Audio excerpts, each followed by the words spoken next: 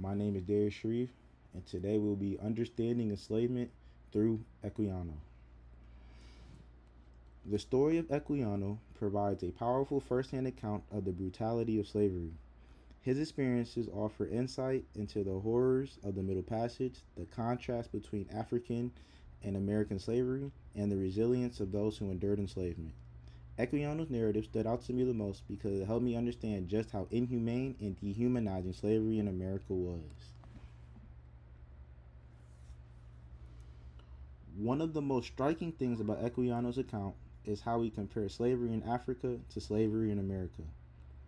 In Africa, enslaved people were often treated as part of the community, while in America they were seen as nothing more than property. This contrast made it clear how uniquely cruel and dehumanizing American slavery was.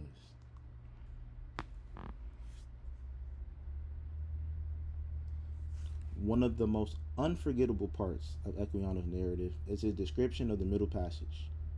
He vividly recounts the unbearable conditions. Hundreds of people crammed together, the stench of death, the cries of the suffering. He even describes how some enslaved people chose to jump overboard rather than endure the torment. His words made me realize this journey wasn't just about transportation, it was about breaking people's spirits before they even arrived in the Americas. Like, if you look at that slave ship right there, like, that's just crazy. Like, I can't even imagine something like that, yo. Equiano's story also highlights the deep dehumanization of enslaved people. When he was first sold, he was examined like an object, his physical conditioning determining his price.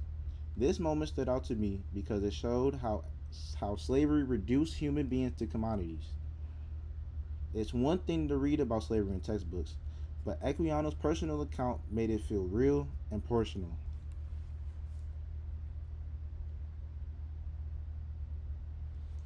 Despite all he endured, Equiano never lost his desire for freedom. He worked tirelessly to buy his own freedom, and once he did, he used his voice to fight against the institution of slavery. His story is not just about suffering, but resilience, the power of knowledge, and literacy. It made me realize that enslaved people weren't just victims, they were survivors who resisted in every way they could. Equiano's narrative doesn't just teach us about the past, it challenges us to think about the present.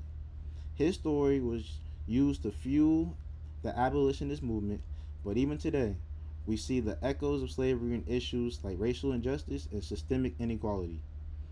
His words remind us that history isn't just something to study, it's something to learn and act upon. Through Equiano's eyes, I gained a deeper understanding of what it meant to be enslaved. His story humanized history for me in a way no textbook ever could. His resilience, his voice, and his fight for freedom inspire us to keep learning and challenging the injustices that still exist today. Thank you.